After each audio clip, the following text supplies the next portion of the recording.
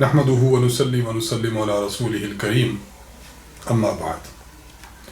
मरकज़ अहले सुन्नत वल जमात सरगोदा पाकिस्तान से आपके सवालात के जवाबात के लिए हाज़िर खिदमत हैं। जो अहबाब हमें अपने सवालात भेजना चाहें, हमारा email address note फरमाएँ। markaz.edu87@gmail.com markaz.edu87@gmail.com। Urdu ज़ुबान में अपना सवाल लिख भेजिए, इंशाअल्लाह इसका जवाब मरकज़ अहले सुन्नत वल जमात की तरफ से दे दिया जाएगा। तो शुरू करते हैं आज के पहले सवाल से। पहला सवाल हमसे पूछा है कराची से नज़ीर हुसैन साहब ने। आप सवाल पूछते हैं, हमारे पड़ोस में एक लड़की का निकाह हुआ था, अभी रुखसती नहीं हुई कि खामद ने उसे तलाक दे दी। तलाक के 20 दिन बाद उस लड़की के वालिदैन ने उसका निकाह अपने एक रिश्तेदार के लड़के से कर दिया, इसकी इद्दत भी नहीं गुजरने दी। क्या इस तरह निकाह करना दुरुस्त था? जवाब देकर शुक्रिया का मौका दें। जज़ाकल्लाहु खैरा व अहसनल जज़ा। देखिए, इस हवाले से ये वजाहत समझ लें कि अगर किसी लड़की का निकाह हुआ, अभी रुखसती नहीं हुई और न ही लड़की और लड़के को ऐसी जगह मुयस्सर हुई है कि अगर वो आपस में मिलना चाहते, हम बिस्तरी करना चाहते, तो उनको कोई माने और रोक टोक न थी। अगर रुखसती भी नहीं हुई और अलग से इनको जगह भी मुयस्सर नहीं हुई, जिसे शरीयत मुताहरा में खलवत सहीहा कहा जाता है, और लड़के ने उस लड़की को तलाक दे दी, यानी रुखसती से कबल अगर लड़का लड़की को तलाक दे दे तो और उस लड़की पर इद्दत वाजिब नहीं होती। सूरतुल अहज़ाब आयत नंबर 49, अल्लाह ताला इरशाद फरमाते हैं, या अय्युहल्लज़ीना आमनू इज़ा नकहतुमुल मुमिनात सुम्मा तल्लक़्तुमुहुन्ना मिन क़ब्लि अन तमस्सूहुन्ना फ़मा लकुम अलैहिन्ना मिन इद्दतिन तअतद्दूनहा। अल्लाह ताला फरमाते हैं, ऐ ईमान वालो, जब तुम मोमिन औरतों से निकाह करो और रुखसती से पहले उनको तलाक दे दो, तो तुम्हारे लिए उन पर कोई इद्दत नहीं कि जो उन पर गुजारना लाजिम हो। तो आपके जो महल्ले में वाक़या हुआ है, ये बिल्कुल शरीयत के मुताबिक हुआ है। चूँकि उस लड़की की रुखसती नहीं हुई थी, इसलिए तलाक देने से उस पर इद्दत नहीं होगी। दूसरी जगह फ़ौरन निकाह करना चाहे तो कर सकती है, और इसने तो 20 दिन बाद निकाह किया है, लिहाजा बिलाशुबह दुरुस्त है। मोहम्मद अहमद साहब रहीम यार खान से आप सवाल पूछते हैं, मुफ्ती साहब ज़कात के हवाले से 2 मसले पूछते हैं। नंबर 1, घर में इस्तेमाल की चीज़ें मसलन गाड़ी, रेफ्रिजरेटर, फर्नीचर, अलमारियाँ वग़ैरह, क्या इन पर ज़कात होती है या नहीं? और दूसरा सवाल पूछते हैं कि मेरा एक मकान है जो मैंने किराया पर दिया हुआ है, इस पर ज़कात है या नहीं? अगर है तो कीमत ख़रीद पर या मौजूदा कीमत पर? और वो मकान वैसे मैंने ज़ाती रिहाइश के लिए रखा हुआ है कि बाद में इस पर ज़ाती रिहाइश रखूँगा। आपके सवालात के जवाबात भी तरतीब ये हैं। देखिए, जहाँ तक घर में इस्तेमाल की जो चीज़ें हैं, मसलन गाड़ी है, रेफ्रिजरेटर है और फर्नीचर है, अलमारियाँ हैं, इन पर ज़कात नहीं होती। और जहाँ तक दूसरा सवाल है कि आपका मकान है और आपके ने उसको रिहाइश के लिए मुतय्यन किया हुआ है, लेकिन फिल वक्त आपने उसे किराए पर दिया हुआ है, तो इसका हुक्म यह है कि ऐसे मकान की मालियत पर तो ज़कात नहीं है। हाँ, अलबत्ता इस मकान को चूँकि किराया पर दिया हुआ है, तो जो इससे किराया आता है, इस किराए की रकम को आप अपने कुल माल में जमा कर लेंगे।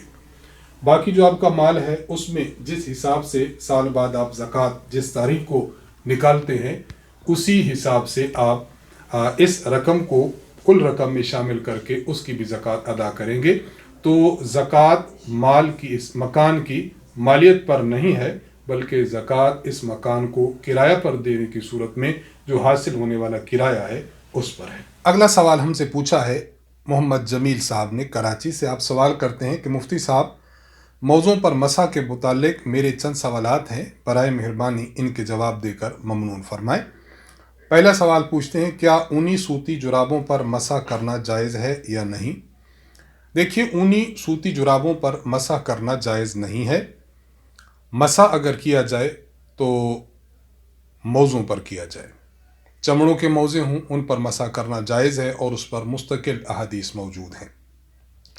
اور اگر کوئی شخص جرابوں پر مسح کرنا چاہے تو فقہائے کرام نے موضوع کی روایات کو دیکھتے ہوئے یہ بات بیان فرمائی ہے کہ جو شرائط موضع کی ہیں، جو خصوصیات موضع کی ہیں، اگر وہ خصوصیات کسی جراب میں پائی جاتی ہیں تو اس جراب پر مسح کرنا جائز ہوگا، اور وہ جراب ایسی جراب ہوگی جس میں 3 شرائط پائی جائیں۔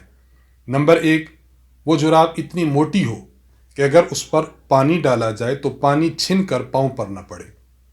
نمبر 2، وہ جراب اتنی موٹی ہو، اتنی دبیز ہو کہ اس کو پہن کر اگر کوئی شخص 3 میل کی مسافت چلے تو وہ جراب پھٹے نہیں۔ اور نمبر 3، وہ جراب ایسی ہو کہ اپنی موٹائی کے بنا پر آپ اس کو پہنے تو پنڈلی کے ساتھ چپکے۔ اس جراب کو اگر کوئی شخص اس طرح پہنے، اتنی وہ ڈھیلی ڈھالی ہو کہ آپ اس کو باندھنا پڑے کسی ربڑ وغیرہ کے ساتھ، تو ایسی جراب پر مسح جائز نہ ہوگا۔ اپنی موٹائی کے بنا پر وہ آپ کے پنڈلی کے ساتھ چپکے، نیچے نہ گرے، تو ایسی جراب پر مسح جائز ہوگا۔ تو اصل حکم موضوع پر مسح کا ہے، لیکن موضوع پر مسح کی جو خصوصیات ہیں اس موضوع کی، وہ خصوصیات چونکہ اس قسم کی جراب میں پائی جا رہی ہے جس میں یہ 3 شرائط ہیں، تو اس قسم کی جراب پر مسح جائز ہے، اور فقہائے کرام نے اس کی صراحت کی ہے۔ باقی اونی سوتی جرابوں پر مسح کرنا، نائلون وغیرہ کی جرابوں پر مسح کرنا، یہ کسی امام کے نزدیک جائز نہیں۔ اگر کسی شخص نے ان جرابوں پر مسح کیا ہوا ہے تو اس کے پیچھے نماز درست نہیں، اور کوئی شخص خود ان قسم کی جرابوں پر مسح کرتا ہے تو اس کی نماز نہیں ہوگی، اس لیے اس سے بہت زیادہ احتیاط کرنی چاہیے۔ اور دوسرا سوال پوچھتے ہیں کہ موضوع پر مسح کی مدت کتنی ہے اور کب شروع ہوتی ہے؟ اگر کوئی شخص مقیم ہے تو موضوع پر مسح کی کل مدت 24 گھنٹے یعنی 1 کامل دن رات ہے، اور اگر کوئی شخص مسافر ہے تو موضوع پر مسح کی مدت 3 دن 3 رات یعنی 72 آورز ہیں۔ اور یہ مدت شروع کب ہوتی ہے؟ یہ مدت اس وقت شروع ہوگی، مثلا آپ نے صبح وضو کیا، وضو کر کے آپ نے موزے پہن لیے، اور آپ کا وضو مثلا 8 بجے ٹوٹا۔ جس وقت انسان کا وضو ٹوٹتا ہے، موضع پر مسح کی مدت اس وقت سے سٹارٹ ہوتی ہے۔ آپ کا وضو ٹوٹا تھا 8 بجے، تو موضوع پر مسح کی مدت 8 بجے سے سٹارٹ ہو گئی۔ اب آپ نے موزے پہنے رکھے، اگلے دن صبح 8 بجے آپ باوضو تھے، 8 بجتے ہی آپ کے موضوع کا مسح یہ باطل ہو جائے گا۔ اب آپ نے اگر باقی وضو بھی کیا ہوا ہے، اپنے موزے اتاریے، صرف اپنے پاؤں دھو کر آپ دوبارہ اپنے موزے پہن لیں تو آپ کا وضو اب کامل سمجھا جائے گا۔ تو یہ موضوع پر مسح کی مدت اور مدت شروع ہونے کا وقت آپ کی خدمت میں پیش کر دیا گیا۔ نمبر 3 سوال آپ کرتے ہیں کہ اگر کوئی شخص 1 پاؤں کا موزہ اتار دے تو کیا حکم ہے؟ اگر کسی شخص نے وضو کر کے موزے پہنے تھے، بعد میں اس کا وضو ٹوٹ گیا، اس نے ان موزوں پر مسح کیے رکھا، اب اگر وہ شخص اپنا 1 موزہ اتار دیتا ہے تو اب اس کا دونوں موزوں کا مسح باطل ہو جائے گا۔ اب وہ دونوں موزے اتارے، دوبارہ پاؤں دھوئے اور دوبارہ پاؤں دھو کر وہ اپنے موزے پہن لے۔ چوتھا اور آخری سوال آپ کرتے ہیں کہ مسح کا طریقہ کیا ہے؟ مسح کا طریقہ یہ ہے کہ موزے آپ نے پہنے ہوئے ہیں، آپ اپنے دونوں ہاتھوں کو بھگو لیں۔ مستحب تو یہ ہے کہ آپ اپنے ہاتھوں کی ساری انگلیاں، پورے انگلیاں اور اپنی ہتھیلی، ان کے ساتھ مثلا آپ کا یہ دایاں پاؤں ہے، آپ نے اپنا ہاتھ بھگویا، پاؤں کی انگلیوں سے شروع کیا اور اپنے ہاتھ کو آپ اوپر پنڈلی کی جانب کھینچتے چلے آئے۔ دایاں ہاتھ اپنے دائیں موزے پر رکھیں، بایاں ہاتھ اپنے بائیں موزے پر رکھیں، اور اپنے پاؤں کی پشت انگلیوں سے شروع کریں اور آپ پنڈلی کی جانب کھینچتے چلے آئیں۔ اس طرح آپ کے موضوع پر مسح ہو جائے گا۔ تو آپ کے 4 سوالات تھے جن کے ہم نے مختصراً جواب عرض کر دیے۔ ظہور احمد صاحب سرگودا سے آپ سوال کرتے ہیں کہ میری بچی پیدا ہوئی ہے، میں اس کا نام عائزہ رکھنا چاہتا ہوں، کیا یہ نام درست ہے اور اس کا معنی کیا ہے؟ دیکھیے، میں اس کی وضاحت عرض کرنا چاہوں گا۔ اگر آپ بچی کا نام عائزہ رکھنا چاہتے ہیں تو 2 طرح سے عائزہ لکھا جا سکتا ہے، ایک زال کے ساتھ عائزہ اور ایک زے کے ساتھ عائزہ۔ जहाँ तक ताल्लुक़ है ज़ाल के साथ आयज़ा के माना का, तो ये आज़ा या उज़ू से है जिसका माना पनाह चाहना है। आयज़ा का माना होगा ऐसी खातून जो अल्लाह ताला की पनाह चाहती है, अल्लाह ताला की पनाह में आना चाहती है, अल्लाह ताला की हिफाजत में आना चाहती है। तो ज़ाल के साथ अगर किसी बच्ची का नाम रखा जाए तो बिल्कुल दुरुस्त है, अच्छा नाम है, रखा जा सकता है। और दूसरी जो बात वो ये कि अगर इसको जे के साथ पढ़ा जाए आयज़ा, तो इसका माना होता है अफलसा, यानी मुफलिस हो जाना, गरीब हो जाना, मोहताज हो जाना। तो नाम रखा जा सकता है लेकिन जे के साथ ना रखें बल्कि ज़ाल के साथ रखें तो बिल्कुल दुरुस्त है, माना भी दुरुस्त है और ऐसा नाम रखना बिल्कुल जायज़ होगा। मोहम्मद आबिद साहब गुजरांवाला से आप सवाल करते हैं, मुफ्ती साहब आज हमारे इमाम ने नमाज फ़जर पढ़ाते हुए सजदा सहव किया, बाद में मालूम हुआ कि सजदा सहव वाजिब होने का कोई सबब नहीं पाया जाता था, इमाम साहब ने गलती से सजदा सहव किया, क्या नमाज दोहराई जाए या नमाज हमारी हो गई? रद्दुल मुहतार में अल्लामा मोहम्मद अमीन इब्न आबिदीन शामी रहमहुल्लाह ने यही मसला जो आपने बयान फरमाया है इसी को लिखा। आप फरमाते ला तुफसद व बिही युफ्ता। एक शख्स ऐसा है कि नमाज में उससे कोई गलती नहीं हुई जिससे सजदा सहव वाजिब हो, लेकिन उसने सजदा सहव कर लिया ये समझ कर कि मुझ पर सजदा सहव वाजिब था। फरमाते ला तुफसद, इस शख्स की नमाज फासिद नहीं होती, वह भी युफ्ता, और फतवा भी इसी बात पर है। तो इमाम साहब की नमाज फासिद नहीं हुई और आपने उनके पीछे नमाज पढ़ी है तो आपकी नमाज भी फासिद नहीं हुई, नमाज बरल हो गई है। मोहम्मद अली साहब कश्मीर से आप सवाल करते हैं कि मैं ज़ुहर की सुन्नतों की अदायगी के दौरान पहली रकत में बिस्मिल्लाह पढ़ना भूल गया, क्या सजदा साहब लाजिम नहीं क्या सजदा साहब तो लाजिम नहीं आया? देखिए, बिस्मिल्लाह पढ़ना मसनून है, आपने अगर बिस्मिल्लाह नहीं पढ़ा तो सुन्नत तर्क हुई है, तो सजदा साहब इससे बरल लाजिम नहीं आया, नमाज हो गई है। मोहम्मद अब्दुल्ला साहब इंग्लैंड से आप सवाल करते हैं, अस्सलामु अलैकुम वरहमतुल्लाहि वबरकातुहू।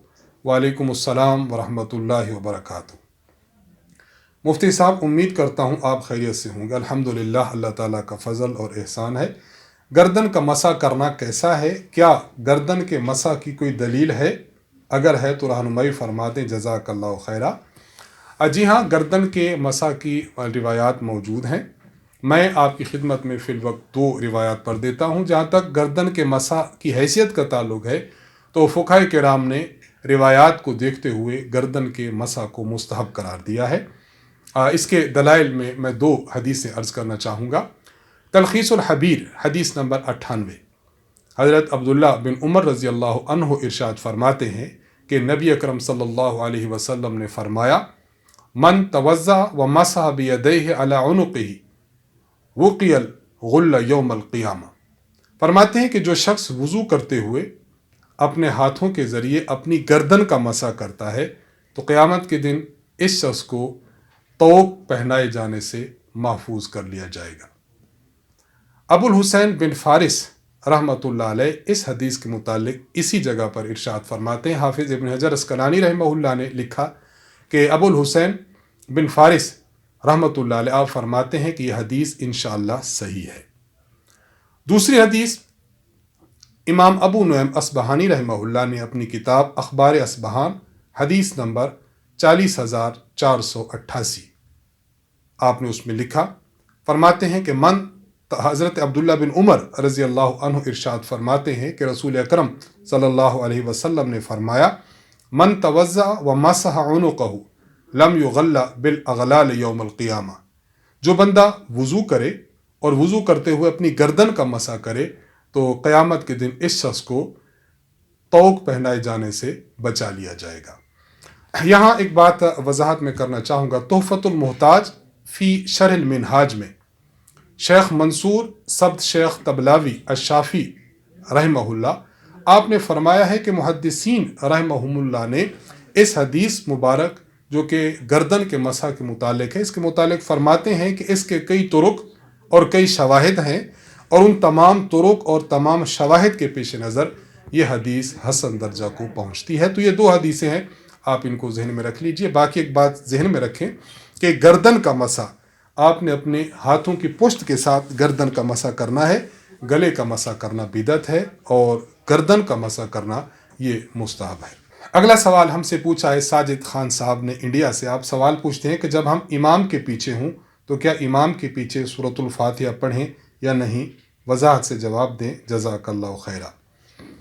دیکھیے، اگر کوئی شخص امام کے پیچھے نماز پڑھ رہا ہو، چاہے نماز سری ہو یعنی جس میں امام آہستہ قرات کرتا ہے، چاہے نماز جہری ہو جس میں امام بلند آواز سے قرات کرتا ہے، ہر صورت میں امام کے پیچھے جب آپ نماز پڑھیں گے تو سورۃ الفاتحہ بھی نہیں پڑھیں گے اور سورۃ الفاتحہ کے بعد والی صورت بھی نہیں پڑھیں گے۔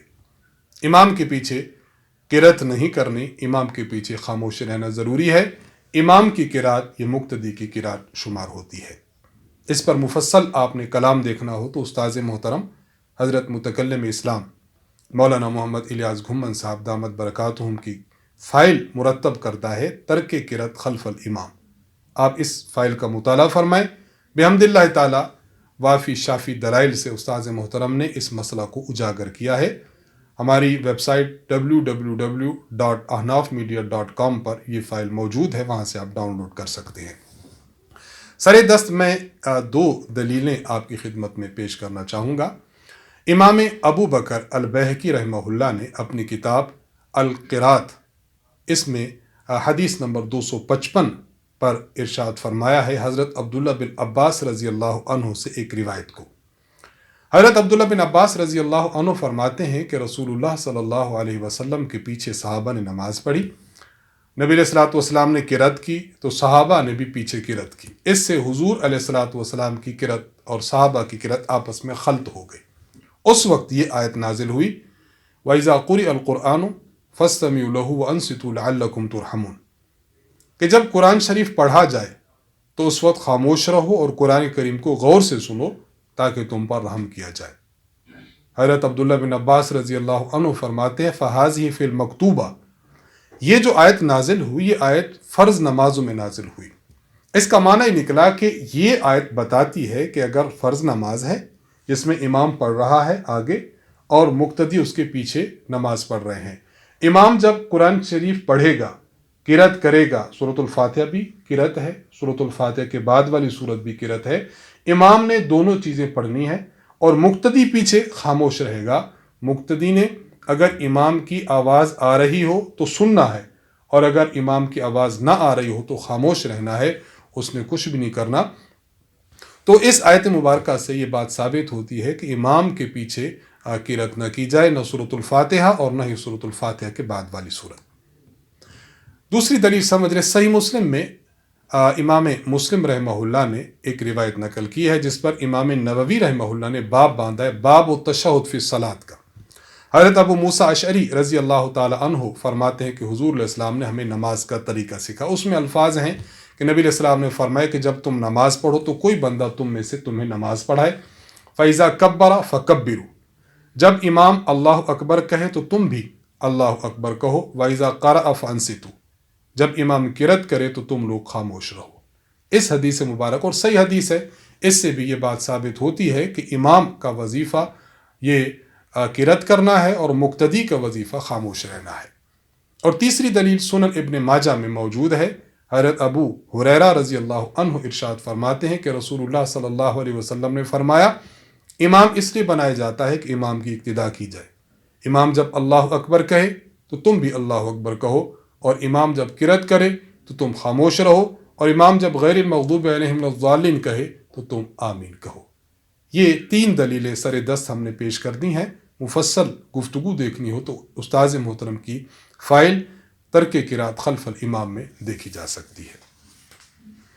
محمد رضوان صاحب انڈیا سے آپ سوال کرتے ہیں، مفتی صاحب الحمدللہ مجھے روزانہ ایک منزل قرآن کریم تلاوت کرنے کی توفیق ملی ہے، لیکن ایک جگہ بیٹھ کر تلاوت کرنے سے میرے پیر سن ہو جاتے ہیں، اگر میں چلتے ہوئے تلاوت کروں تو کیا ایسا کرنا درست ہوگا؟ جی بالکل درست ہے، آپ چلتے پھرتے بھی تلاوت کر سکتے ہیں، جتنی دیر بیٹھ کر تلاوت کی جا سکتی ہے تو بیٹھ کر کریں، اور جب آپ دیکھیں کہ آپ میں تھکاوٹ زیادہ ہو چکی ہے اور آپ اس کو ہینڈل نہیں کر پا رہے تو ٹھیک ہے، پھر آپ چلتے پھرتے بھی قرات کریں تو بالکل درست ہے۔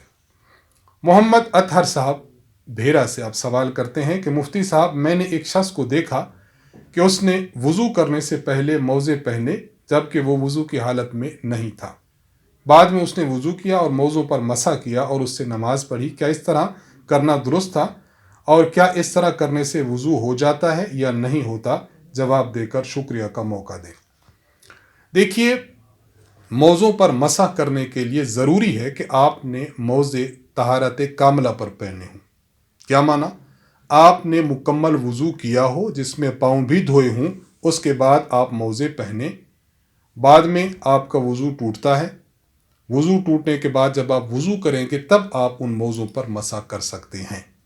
اگر کسی شخص نے بغیر مکمل وضو کیے ہوئے موزے پہنے پھر ان موزوں پر مسح کیا تو اس طرح مسح کرنا جائز نہیں ہوگا، اس شخص کی نماز نہیں ہوئی اگر اس نے اس طرح وضو پر مسح کر کے نماز پڑھی ہے۔ صحیح بخاری میں، اور آپ نے جو سوال کیا ہے اس سوال پر مستقل ایک دلیل صحیح بخاری میں حدیث نمبر 206 موجود ہے۔ حضرت مغیرہ بن شعبہ رضی اللہ عنہ ارشاد فرماتے ہیں کہ ایک سفر میں ہم رسول اللہ صلی اللہ علیہ وسلم کے ساتھ تھے۔ نبی علیہ الصلوۃ والسلام نے وضو فرمانا چاہا تو میں نے آپ کے موزے اتارنے کے لیے آگے بڑھا کہ میں آپ کے موزے اتاروں۔ آپ علیہ الصلوۃ والسلام نے ارشاد فرمایا دعہما، موزے مت اتارو، فإنی ادخلتہما طاہرتین، میں نے جو موزے پہنے ہیں یہ میں نے موزے پاکی کی حالت میں پہنے ہیں، یعنی میں نے وضو کیا ہے اور وضو کر کے موزے پہنے ہیں۔ تو اس حدیث سے ثابت ہوا کہ موزے کامل وضو کر کے پہنے جاتے ہیں، بغیر وضو کے موزے پہن لے پھر ان پر مسح کرے، اس طرح مسح کرنا جائز نہیں ہے۔ شاہد اقبال صاحب آپ آزاد کشمیر سے سوال کرتے ہیں، لکھتے ہیں کہ میراث کے متعلق ایک مسئلہ پوچھنا ہے کہ ہمارے ہاں ایک بیوہ عورت کی وفات ہوئی ہے، اس کے وارثوں میں ایک بیٹا، ایک بیٹی، ایک بھائی اور ایک بہن ہے۔ اس عورت کے والدین عرصہ پہلے فوت ہو چکے ہیں، اس عورت کو یہ وراثت کیسے تقسیم ہوگی؟ دیکھیے، اس عورت کا ایک بیٹا اور ایک بیٹی، ایک بھائی اور ایک بہن ہے۔ بیٹا موجود ہے اس لیے اس کے بھائی اور بہن یہ تو وراثت سے محروم ہوں گے، بھائی اور بہن کو اس عورت کی وراثت سے کچھ نہیں ملے گا۔ اس کے وارثوں میں صرف 2 لڑکا اور لڑکی، بس انہی کو وراثت ملے گی، اور ان کو وراثت جو ملے گی اس کا طریقہ کار قرآن کریم سورۃ النساء آیت نمبر 11 میں موجود ہے۔ اللہ تعالیٰ ارشاد فرماتے ہیں یوصیکم اللہ فی اولادکم للذکر مثل حظ الانثیین، اللہ تعالیٰ تمہیں تمہارے اولاد کے متعلق یہ ارشاد فرماتا ہے کہ جب میراث تقسیم ہو تو لڑکی کے حصے کا ڈبل لڑکے کو دیا جائے، یعنی میراث کے 2 حصے لڑکے کو اور 1 حصہ لڑکی کو دیا جائے۔ تو آپ نے جو صورتحال لکھی ہے اس میں میراث کے 3 حصے کر لیے جائیں، جتنا ان کا ترکہ ہے، جتنا ان کا مال جائیداد ہے، 3 حصے کر لیے جائیں، 2 حصے لڑکے کو دے دیے جائیں اور 1 حصہ لڑکی کو دے دیا جائے تو شرعاً درست ہو جائے گا۔ حبیبہ صاحبہ انڈیا سے سوال کرتی ہیں کہ ایام کی حالت میں عورت نماز اور روزہ نہیں رکھتی، ایام سے فراغت کے بعد روزہ کی قضا کرتی ہے لیکن نماز کی قضا نہیں کرتی، ایسا کیوں ہے؟ جواب دے کر شکریہ کا موقع دیں۔ صحیح بخاری حدیث نمبر 335 میں حضرت معاذہ ادویہ رحمہ اللہ آپ کا ایک سوال حضرت عائشہ رضی اللہ عنہا سے منقول ہے۔ آپ نے حضرت عائشہ رضی اللہ عنہا سے ایک سوال کیا، آپ نے کہا کہ اماں جان مجھے یہ بات بتائیں، عورت ایام کی حالت میں جب ہوتی ہے نہ نماز پڑھتی نہ روزہ، بعد میں نماز کی تو قضا نہیں کرتی، روزہ کی قضا کرتی ہے، اس کی وجہ کیا ہے؟ تو یہ سوال معاذہ ادویہ نے حضرت عائشہ رضی اللہ عنہا سے پوچھا تھا۔ حضرت عائشہ رضی اللہ عنہا نے بڑا پیارا جواب دیا، فرماتی ہیں کہ جب ہم حضور علیہ السلام کے دور میں تھیں، آپ علیہ الصلوۃ والسلام کے دور میں یہ عارضہ جب ہمیں لاحق ہوتا تھا تو ہمیں حکم تھا کہ ہم روزہ کی تو قضا کریں لیکن نماز کی قضا نہ کریں، اس لیے یہ حکم ہے۔ اس روایت سے حضرت عائشہ رضی اللہ عنہا یہ بتانا چاہتی ہیں کہ یہ جو معاملہ ہے کہ کس عبادت کی قضا کریں اور کس کی نہ کریں، بس حکم شرعی ہے، ہمارے ذمہ حکم شرعی کو ماننا ہے۔ تو ہماری بہن نے جو سوال کیا، بس ہم بھی یہی جواب دیتے ہیں کہ شریعت مطہرہ نے ان ایام کی جو روزے ہیں ان کو قضا کرنے کا حکم دیا ہے تو قضا کریں گے، اور نماز کو قضا کرنے کا حکم نہیں دیا تو نماز کی قضا نہیں ہوگی۔ تو شرعی حکم جو بھی ہو بس ہمیں سر تسلیم خم کرتے ہوئے اس حکم کو مان لینا چاہیے۔ باقی بعض علماء نے ایک وجہ بھی بیان فرمائی ہے اور وہ وجہ بڑی معقول ہے، تو اس کو بھی ہم عرض کر دیتے ہیں۔ فرماتے ہیں کہ دیکھیں، روزہ 1 سال کے بعد آتا ہے، اور صرف وہ 30 دن ہوتے ہیں، اور اس میں بھی عورت نے جو قضا کرنے ہیں وہ 5 7 بس 10 یہاں تک اتنے روزے ہیں، اس سے زائد نہیں۔ تو روزوں کی تعداد چونکہ پورے سال میں بہت کم ہوتی ہے، اس لیے اس کی قضا میں بڑی آسانی ہے۔ اور جہاں تک نماز کی بات ہے تو ہر مہینے میں 5 7 10 5 7 10 اتنے ایام کی اگر وہ اس عورت کی ذمہ قضا کو لاگو کر دیا جائے تو یہ عورت پر ایک قسم کا حرج ہوتا ہے۔ شریعت مطہرہ جس طرح دیگر معاملات میں نرمی کرتی ہے تو عورت پر ان ایام میں بھی شریعت مطہرہ نے نرمی کی ہے کہ جو بقدر سہولت وہ ادا کر سکتی ہے، یعنی روزہ اس کی تو قضا ہے، اور جس میں ادائیگی تھوڑی سی مشکل ہے تو عورت سے اس ادائیگی یعنی نمازوں کی قضا کو معاف کر دیا۔ تو یہ ایک عقلی وجہ ہے جو علماء نے بیان کیا، بہت عمدہ ہے، اس کو بھی ذہن میں رکھنا چاہیے۔ لیکن بہرحال بہتر وہی ہے کہ شریعت نے جو حکم دیا ہے ہمیں سر تسلیم خم کرتے ہوئے اسے مان لینا چاہیے۔ جن کی قضا ہے عبادات کی ان کی قضا ہے، اور جن کی قضا ذمہ میں نہیں ڈالی ان کی قضا نہ کی جائے۔ شبیر علی حیدری صاحب تلا گنگ سے سوال کرتے ہیں کہ ہمارے گھر میں ایک برتن میں سرسوں کا تیل پڑا تھا، اس میں ناپاک چیز گر گئی، اب اسے کس طرح پاک کیا جائے؟ آپ اس تیل میں جو ناپاک چیز گری ہے پہلے تو وہ چیز دور کر لیں۔ باقی تیل کو پاک کرنے کا طریقہ یہ ہے کہ جتنا تیل تھا، مثلا 5 کلو تیل ہے تو اس میں 5 کلو پانی ڈال دیں، پانی ڈال کے اچھی طرح اسے ہلا لیں۔ جب آپ اسے ہلا چکیں گے تو اس کو آپ نے رکھ دینا ہے، تیل نتھر کر اوپر آ جائے گا اور پانی نیچے آ جائے گا۔ اب پانی کو کسی ذریعے سے نکال دیں یا تیل کو الگ نتھار دیں، پھر اس تیل کو دوبارہ برتن میں ڈال کر اتنا پانی پھر ڈالیں۔ اس طرح 3 مرتبہ آپ نے اس تیل کے ساتھ اس پانی کو ملا کر اچھی طرح ہلا کر چھوڑتے رہنا ہے، اور پھر پانی سے اس تیل کو نتھار لینا ہے۔ یوں 3 مرتبہ کرنے سے یہ تیل پاک ہو جائے گا۔ انہی سوالات کے جوابات کے ساتھ ہم آپ سے اجازت چاہیں گے۔ اللہ تبارک و تعالیٰ سے دعا ہے کہ اللہ تعالیٰ ہم سب کو شریعت مطہرہ کے مطابق عمل کرنے کی توفیق عطا فرمائے۔ مرکز اہل سنت والجماعت اور ہماری احناف میڈیا سروسز کی ٹیم کو اپنے خصوصی دعاؤں میں یاد رکھیے۔ وآخر دعوانا ان الحمد للہ رب العالمین۔ السلام علیکم ورحمۃ اللہ وبرکاتہ۔